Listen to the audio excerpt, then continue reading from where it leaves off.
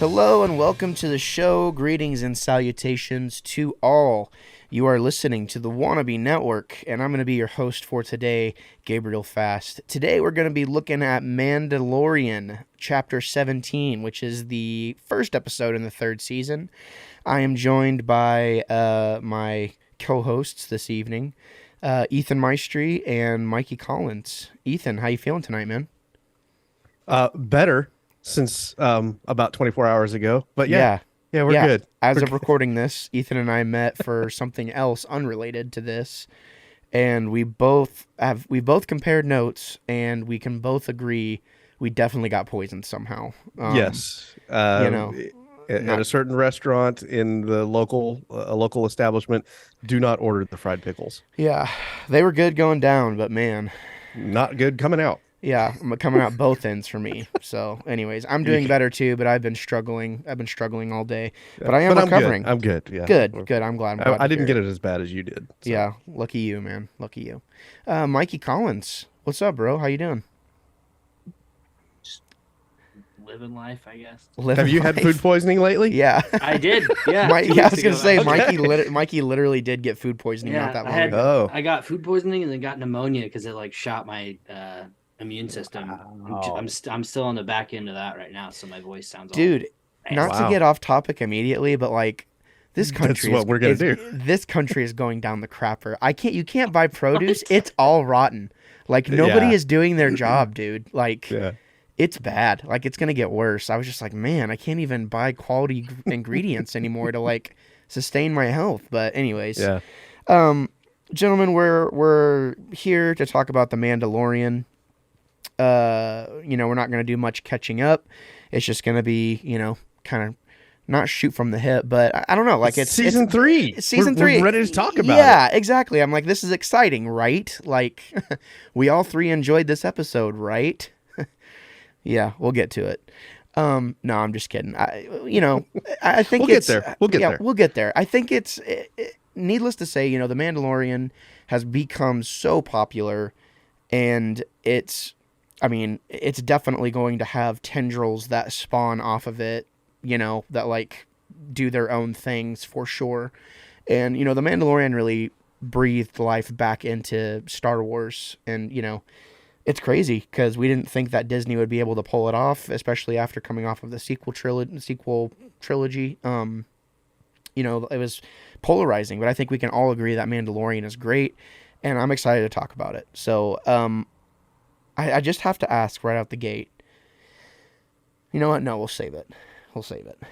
So, first things first, we start on Tatooine, and we get a forging sequence. Straight up forging sequence for something new. And Is it Tatooine? I don't think it's Tatooine. Let's just start arguing about that right off the bat. Okay, I'm down. It's not Tatooine. There are no lakes on Tatooine. That's not true. It rains there. I don't think so. It does. You have moisture farmers that draw moisture directly out of the atmosphere. You're not putting that kind of effort into moisture farming if rain is falling at any point. Right. I'm just saying that's not necessarily true. We've only seen. Look, Wikipedia says that it rains. So all I'm saying is I think the last time is that the level of research we're doing on this show now. Wikipedia. Not Wikipedia, Wikipedia. Wikipedia. Wikipedia. Okay, yeah. Well, what planet do you think it is? I don't know. I mean, it could be Jakku for all I care. You said Tatooine, and I'm like, no, I do not get a Tatooine vibe whatsoever. The only reason I thought maybe we're at Tatooine is because that's the last place where we saw the Mandalorians, right?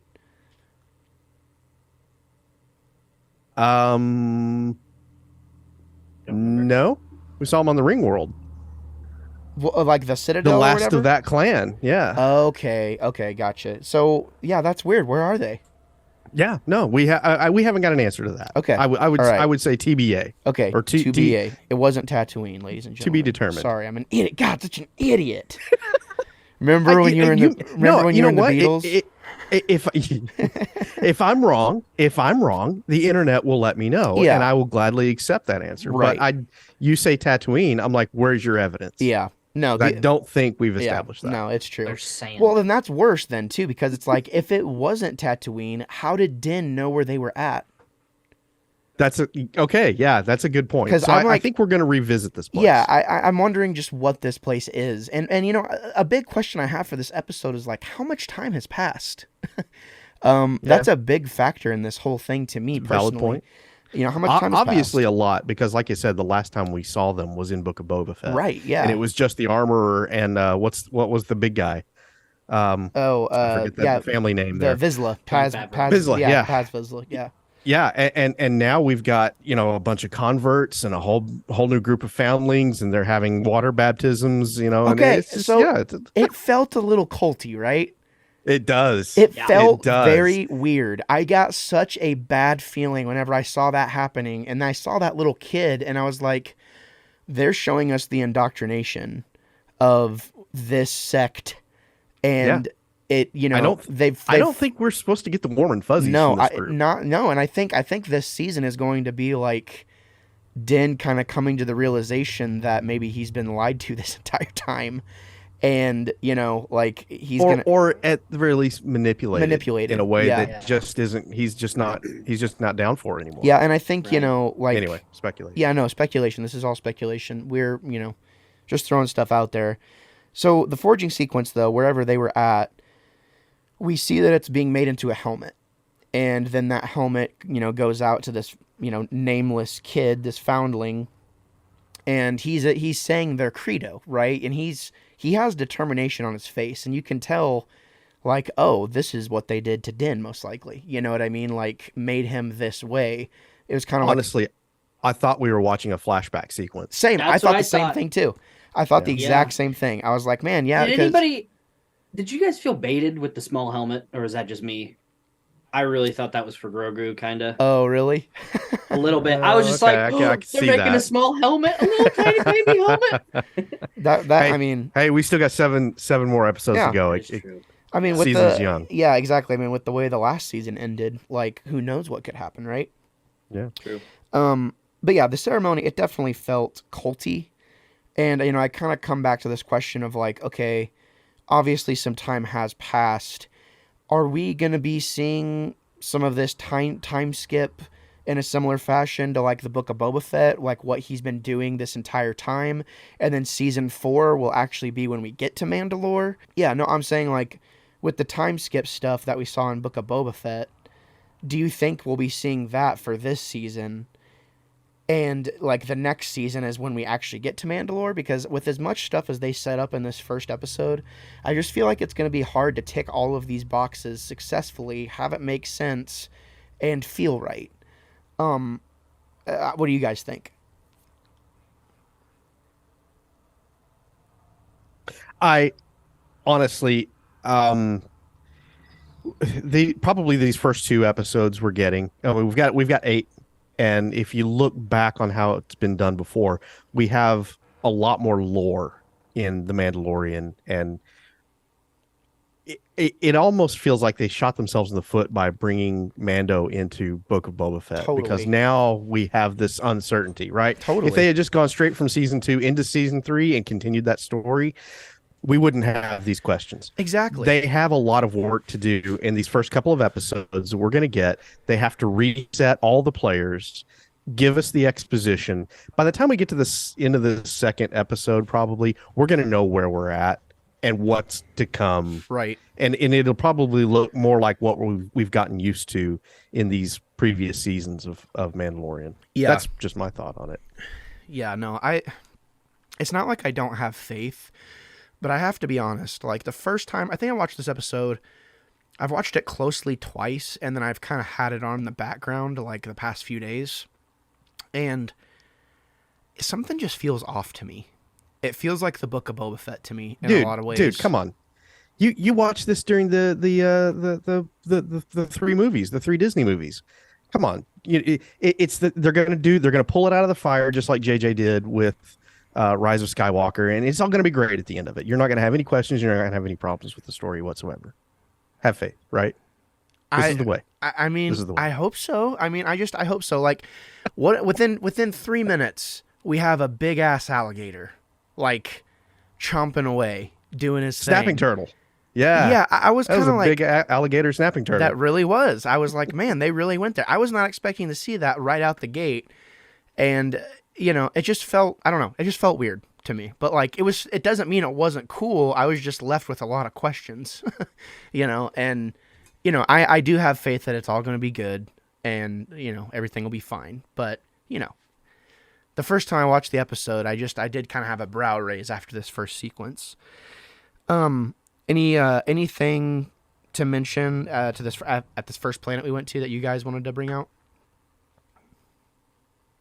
No, I do like the fact that they bring us back in the story by allowing Mando to come in and just reestablish the fact that he has lost his clan. And the title says it all, the apostate. Right. Being the title of this episode. But just the fact that he shows up, saves their bacon, right? And then it's like, "Hey, I'm back." Yeah. And she's like, "You're dead to us." Right. And it just reestablishes the fact that the Mandalorian has lost everything. Yep. And so we're starting back from scratch again. And Yep. I thought it was a nice reset. Yeah, no, exactly. It does. This episode very much does feel like a reset. Like we're entering kind of a new, maybe like, like a new era a little bit for this character. Like he kind of had his, hard struggles in the beginning, but now it's like maybe we're in kind of a buffer period type thing or a transitionary period. I could see it going both ways. But anyways, it was a cool first act. I thought it was rad. Mikey's having some difficulties with his microphone apparently. So after that, yeah, exactly. You're talking about the interaction between him and the what you call it, the blacksmith, The armor. the armorer. Yeah. Yeah. So Din brings this, relic from Mandalore, the shard that he bought off some Jawas. And, the armor is just kind of like, all right, like, yeah, if you get baptized in the waters or whatever, like, this is the way, like, you're welcome back type thing. That transition, like, or that transaction kind of felt like, I don't know, like, I really feel like the Mandalorian has been lied to his, like, whole life because she was being pretty shady, was she not? She was being a cult leader. Yeah. And that's what they do. They talk in circles. They talk in cryptic terms. And that's exactly what she's doing with him. And, you contrast her roundabout not revealing the whole truth, not being straightforward with Mandalore. You contrast that with Bo-Katan at the end, where she's just straight up telling him, she's just spitting fire at him. Yeah. We've lost it all. It's your fault. It's your clan. It's your cult's fault.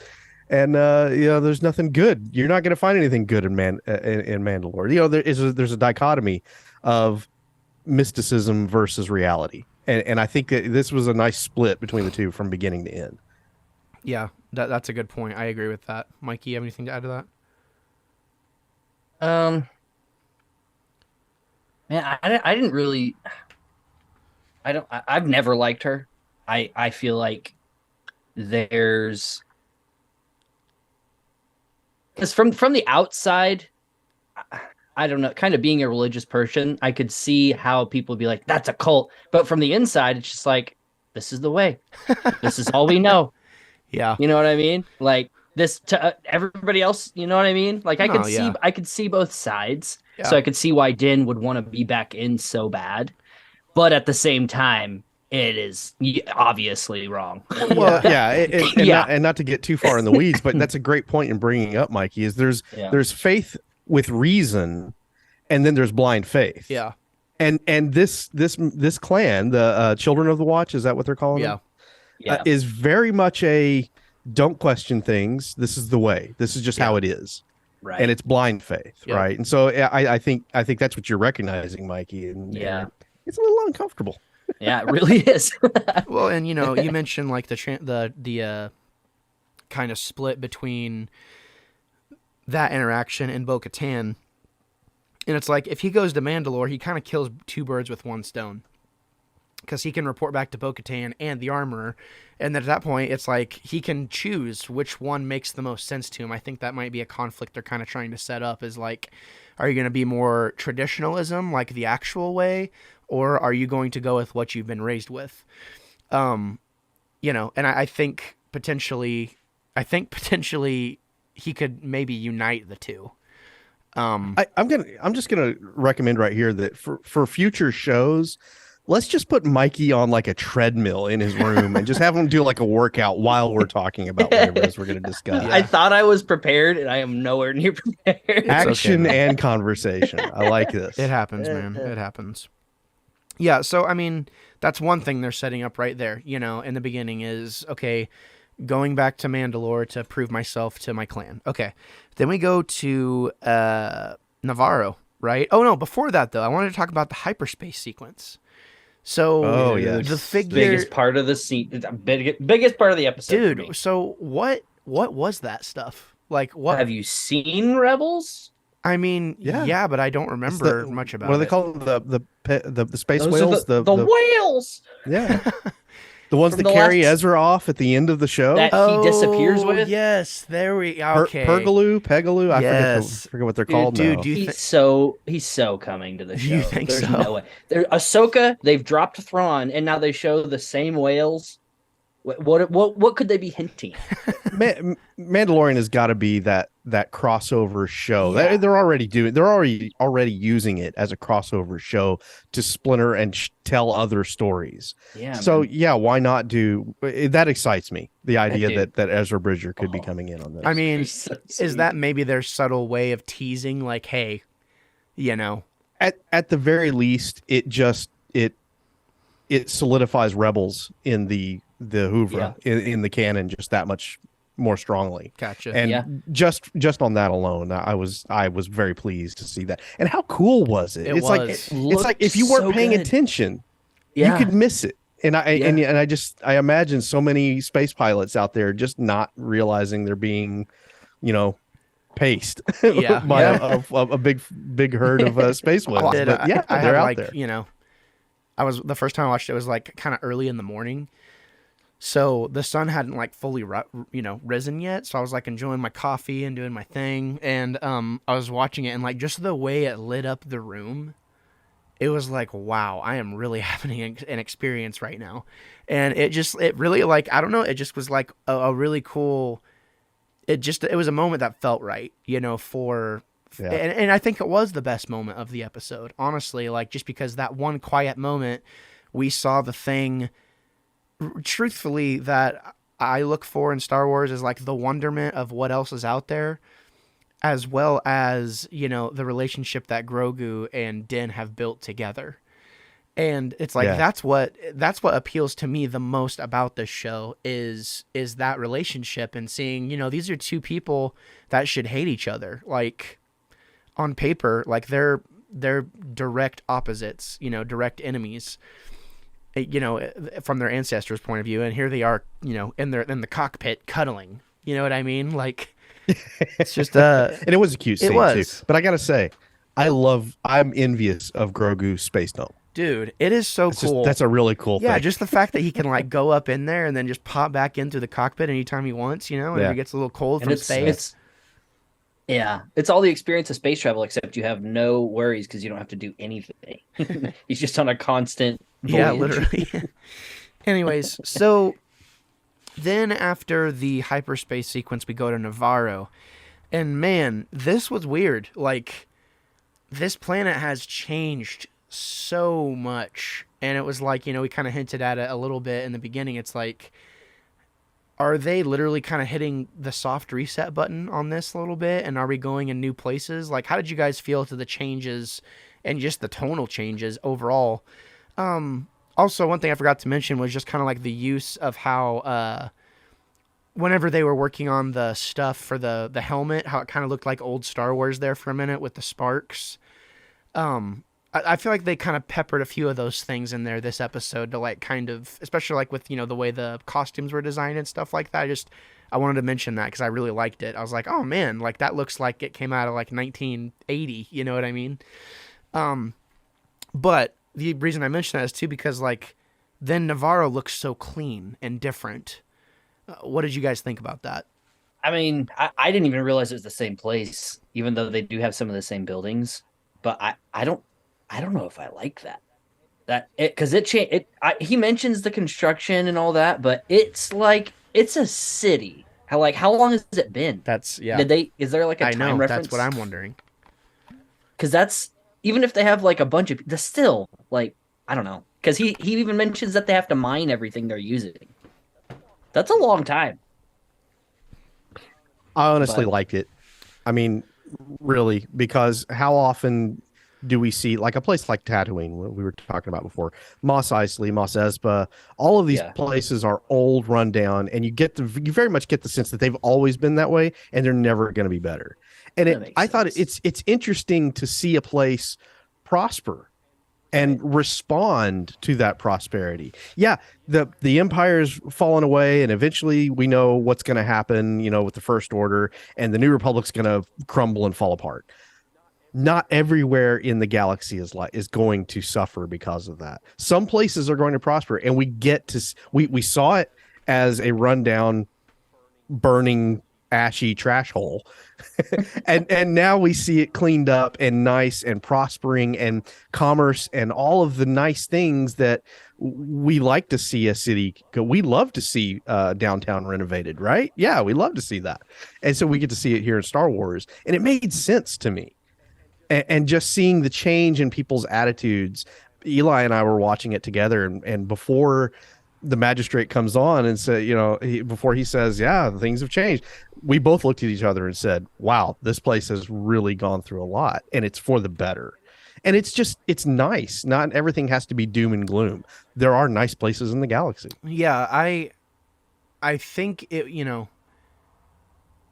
I'm always looking for like the reason, and it very well could be. It's like, yeah, what you're saying. It's like, no, this is how this place is going to be. My mind immediately jumps to they're showing us all this prosper because it's about to go away and something bad's going to happen. Or at the very least, it's going to become under threat. Yeah. And we got that with the pirates. Yeah, exactly. So there's your foil for the season. Exactly. Yeah, exactly. It's like they gave us that little, we'll get to that in a second, with the pirates and Gorian Shard and all that. Because, I hope that he was kind of cool looking, I kind of liked it. Kind of reminded me of Galaxy Quest a little bit. But we'll get to it. I got some strong Pirates of the Caribbean vibes. Yeah, I did too, especially from the dude, the main pirate dude. The main pirate, yeah. I was thinking more Swamp Thing. Yeah, Swamp Thing for like the captain. That could, we could go Swamp there. Thing for the captain, but like the grunt pirate, I was kind of thinking Pirates of the Caribbean. But anyways, so we're in Navarro. I was thinking the same thing. How much time has passed? One thing I wanted to mention, is whenever the magistrate and Mando are talking, did you guys notice what Grogu did? When he was spinning in the chair? So he uses the Force to grab a piece of candy. Steal a jelly bean, yeah. Okay. Yeah. I think that's funny because who else have we seen do that exact same thing? Like a piece of Not a piece of candy, but use the Force to grab a piece of food. Ooh, piece of candy. Yeah, piece of candy. So Luke Skywalker on Anakin did it in Attack of the Clones. And do you remember what he said? Do you remember what he said to Padme whenever he did it? Something about sand? No. Obi-Wan would be very grumpy if he saw him doing that. Yeah. So it kind of explores. That's a good point. Kind of explores the idea. It's like Grogu just did it. It's like, I just need a piece of candy, dude. Like, he's using the Force for selfish purposes. Self-serving purposes. But point. It's not. It's situational, and it's not that big of a deal. And he hasn't had the guidance. So if I could call over a bag of Doritos from across out of the kitchen, I'd do the same just thing. sitting here. I'd be doing it all the time. Yeah, same. Yep. Beer from the fridge. Do it. Yeah, absolutely. Yeah, no, I get it. I just thought that was kind of a cool little thing because Grogu and Anakin are often, kind of paralleled, like and things like that. So I just thought it was kind of funny that like they threw that in there. I wrote down, this feels like an entirely different show. It's not a bad thing, obviously, but this does feel like much different than what we've seen in the past. And, the pirates and everything like that sets up the task for this episode, and it's obvious we're going to see them again and yada, yada, yada. So then we get to the IG-11 sequence where Mando's basically saying like, "Hey, I'm going to Mandalore. There's one droid that can help me do this. It's IG-11." Magistrate says like, there's no way. Got to put him. We're lucky to have the pieces we have. So on and so forth. Did you guys think it was actually going to work? No. And then it kind of did and became nightmare fuel. Yeah. With it crawling across the floor because it's programming reset.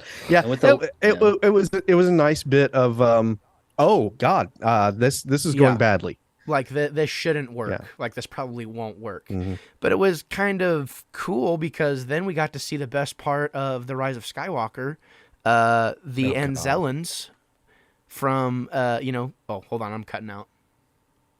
Am I cutting out or am I good? No, okay, you're good. So we got the best part of, we got a reminder, the best part of Rise of Skywalker, the Anzellans, to which I enjoyed that quite a lot, actually. Babu Frick, dude, too. The Broken, whenever Grogu picked him up and shook him, he's like, bad baby. Like, that's a bad baby. Like, it got, and then it goes for him again. Exactly. I mean, it worked for me. So I guess my question is like, okay, we're obviously going to get IG-11 back in some way, right? That's just another thing to add into this season, man. I don't think we're going to explore Mandalore in season 3. You think so? I think so. Yeah. I give it like 4 or 5. I'm telling you, it's a 2-episode arc right now. Yeah. Getting the band together, whatever form it's going to be, he's going to put the band together, and then it's the classic way of telling a story. Right. So I don't know, man. I think it might be a 4 or save Mandalore to the last 2 episodes, and it's a band together season. Okay, but still, Yeah. Okay. All right. We'll get and then cliffhanger on the end of the season. Maybe right. I don't know. Yeah. Okay. So then we get the we passed the. Do you guys have anything you want to add to the IG-11 sequence? Did you have any notes or anything? Anyway, I enjoyed that. So then, he's showing him all the stuff. He's like, if you're Mandalorians need to know how to navigate the galaxy and blah, blah, blah, blah. The pirates show back up. We meet Gorian Shard very briefly. So I'm guessing we're going to run into him again. Maybe he'll be a continuing character. I don't know. But I don't know. That was one part of the show or this episode that I enjoyed because it was different. Like, it's not something I've seen before in Star Wars. You know what I'm saying? Yeah, exactly. It actually felt more Star Trek to me. Like, the back and forth in between cockpits type thing and communicating or whatever. Anyways, also I wrote down. Are you talking about the space battle? Yeah, no. And to that point, the one thing that I really appreciated, and I'll bring it up now, is that the pirate fighters.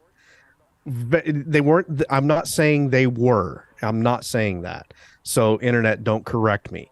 But I did strongly get R-41 Star Chaser vibes, which if you're familiar with the old lore of Star Wars, if you ever played the old X-Wing games and X-Wing Alliance, that was one of the pirate factions had R-41 Star Chasers.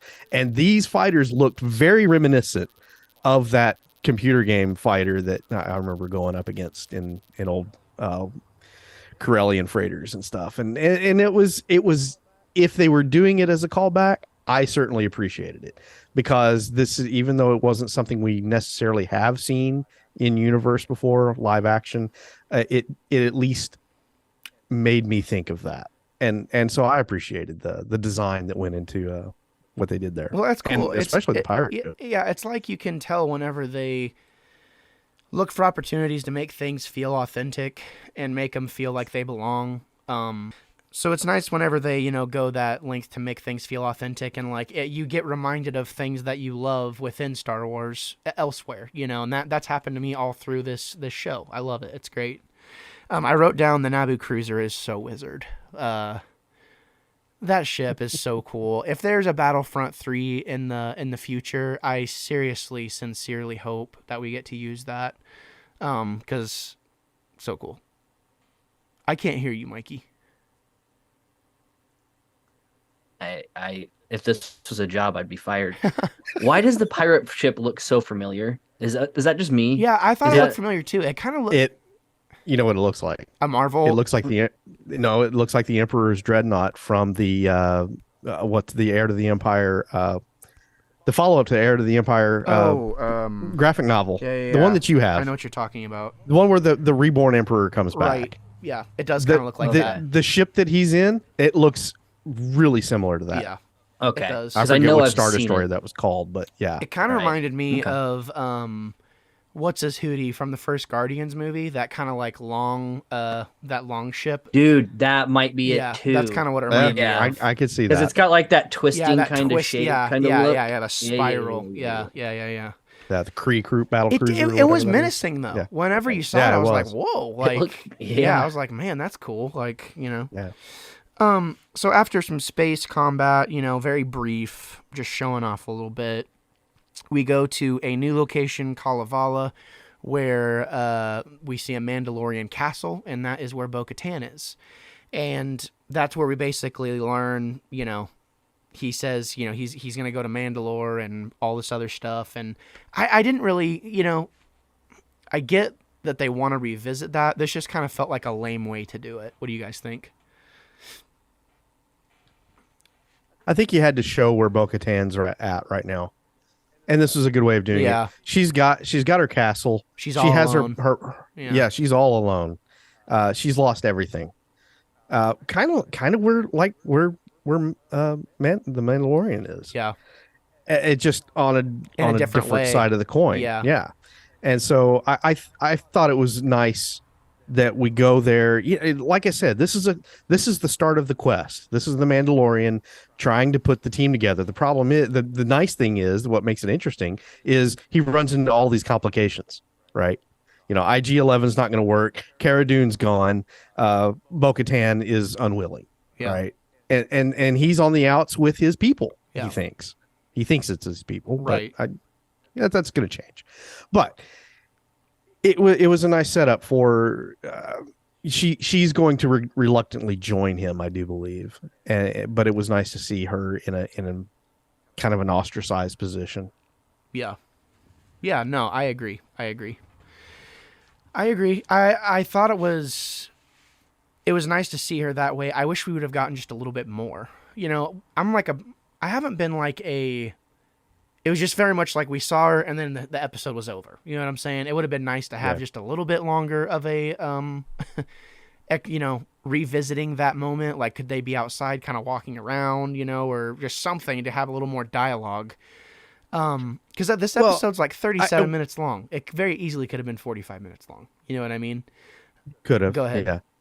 Yeah. I thought it was nice though, the way they that ending scene with her saying goodbye, Din Djarin. Yeah. Very, very menacing the way she says that. Right. And so it does kind of leave the episode on this. What's going to develop? I out thought of the this, same thing. Yeah. Yeah. Go ahead. Well, Mikey. I mean, sorry. she has to come for him. Like at some point, she wants to save her. Like, and she won't just take it. He already offered it to her. So I mean, maybe I could see it going down on Mandalore. Like maybe she does help him get there, and she's like, of all places, this is probably the best time. And turns on him. Yeah. Yeah. No, absolutely. Yeah. Who knows? But I could definitely see that playing out. Yeah, that'd be cool. After the episode was over, so I think I watched it like 4 times, and Whoa. Emma, not closely twice, and then the other 2 they were just kind of on in the background. So, Gotcha. You know what Emma's first words were? And I like having someone that is willing to watch just about anything, but like isn't she won't like something just because she's liked part of it in the past. Like, she's not very loyal in terms of like entertainment that way. She's loyal to me, you know what I mean? But, nerd stuff, it's like if it doesn't speak to her, it doesn't matter if she liked the last 10 episodes of the anime we're watching. If the next 10 episodes suck, she's been like, she'll cut it off. Yeah, she won't cut it off. She'll just be like, yeah, those aren't good. Like, don't try and say they're good. So the first words out of her mouth after this episode were, well, that was lame.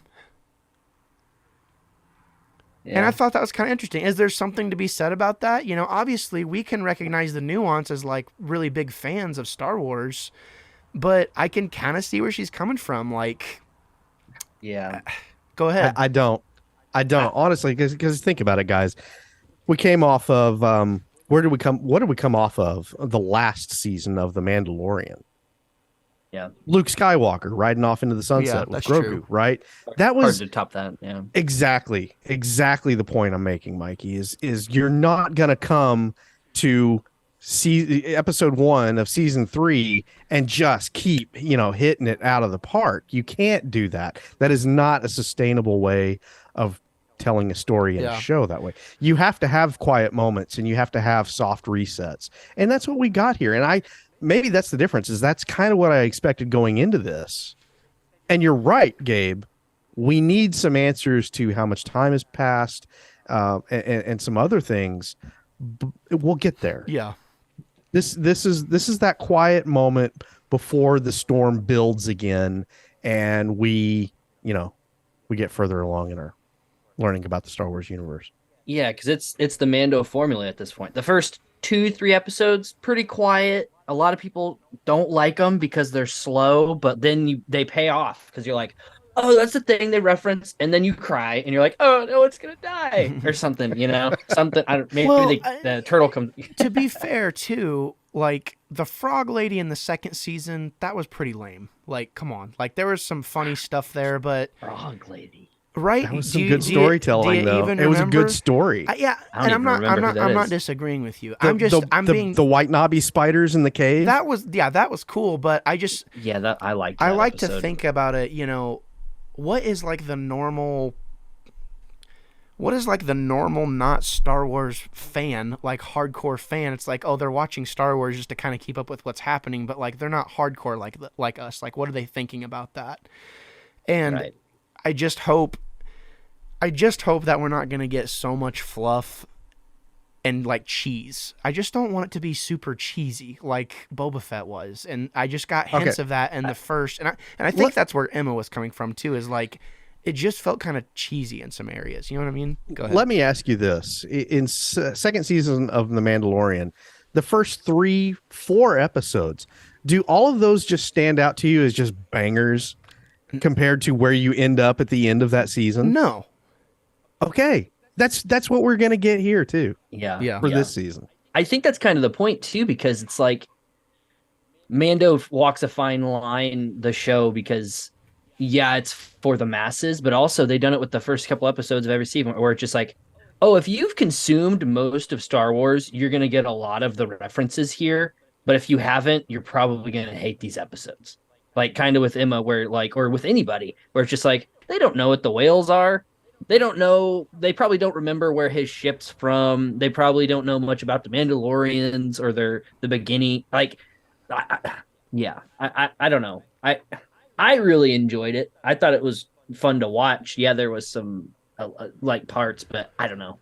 I feel like they're for more intense fans, which is a good and bad thing, I think. Yeah. I feel like this wasn't like, I hope I haven't like appeared to be like negative on it or anything. I just like to ask questions like, is there validity to this thing? Because as far as like, go ahead. Sorry. You're bringing up something that's great, because the internet has not been kind to this first episode. Oh, really? Really? Oh yeah. No. Eli was telling me about some of the things that he's seen in comments and stuff being bantered around on the internet. And there's that contingent out there, and it's always out there. There are always going to be those Star Wars fans that are not satisfied. Right. But to really look at this first episode and say, oh, this season's going to be an utter disaster. Yeah. You're way too soon to be making those kind of judgment calls. No. I'm not making that judgment call. I'm just saying like, I'm just saying is it's really easy for people to do that now. Yeah, for sure. Because they've been so conditioned by it. Well, I would, my argument to that would be like, the first episode of the first season of Mandalorian is one of the most memorable things for me personally in the entire show. The ice planet, like with the thing being chopped in half, it's like cool stuff can happen. I don't really remember the first episode of the second season. What really happens? Do you remember the second episode of the first season? Nope. Yep. That's the thing. It's a pilot. They've got to suck you in somehow. Yeah, that's true. Yeah, that is true. But They Okay, already yeah, got you if you're on the third season. that is true. But to your point there, Gabe, you were asking, well, what is the average person thinking while they're watching this episode? Yeah. I think True. we're at a point now where you're not bringing in a massive brand new audience. You're talking to the Star Wars, Yeah. the devosi, if I will, the people that are invested in this show. They're the ones that are interested in it, and yeah, you're going to have that. I don't know.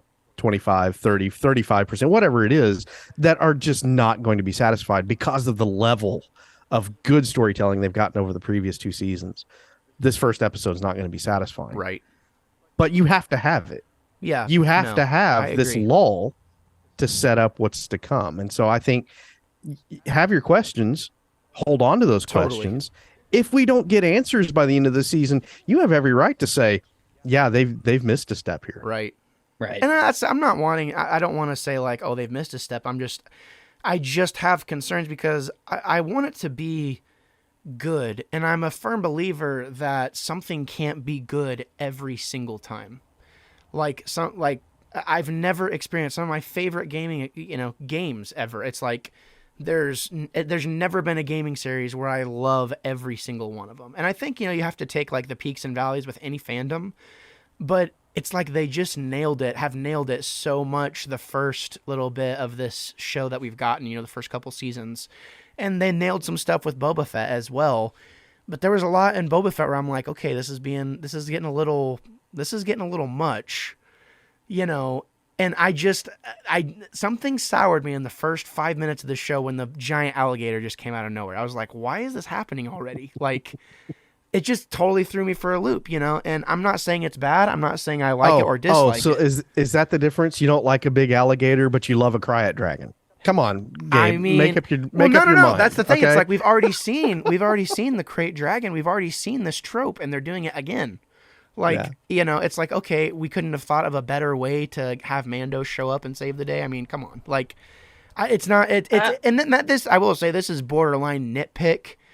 It's just one of those things. It's like, whenever it happened, it was like, okay, here we go again. Like, it's just, it didn't really, I was like, okay, that happened. I don't dislike it. I don't like it. You know what I'm saying? Yeah. My point of view is I hear you. I think when we have our final discussion on season 3, I think you're probably going to look back on this conversation and be like, I my gut, sometimes my gut misleads me. Stupid gut. and we'll move Stupid on. Gut. Yeah, no, and that's fine. I hope that's the case. I hope that's the case, gentlemen. That's why I'm here. I'm here to ask all the questions, all the silly little thoughts that come into my brain, and you guys have to make sense of them. And I apologize to you and the listener. So how about that? I apologize to our listeners for being over 40 and using the word banger. So hey, let me just that's get fine. that off my chest right now. I use the word bop. So it actually hurt my mouth coming out. So I probably shouldn't be doing that. For some reason in my mind, I thought Gabe said that, and I didn't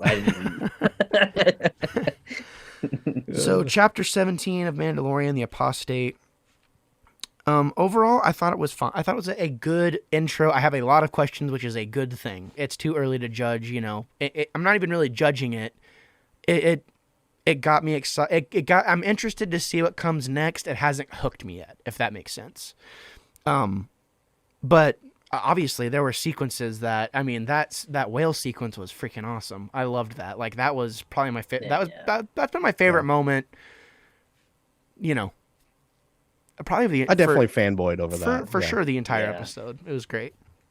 Any final notes from you guys? I had a couple things I wanted to mention, but they're not really pertinent to the overall. No, go ahead, dude. This is like any notes you have. Period. Well, okay.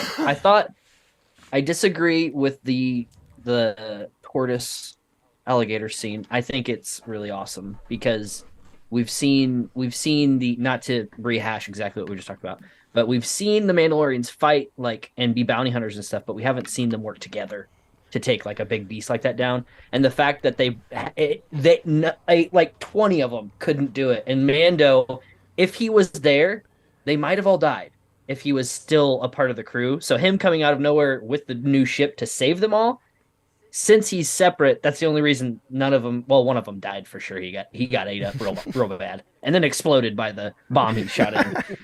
But He's all, oh, I'll be all right. I'll be all right. Why did I get double I'll do my way stuffed? out. Why did I get double stuffed?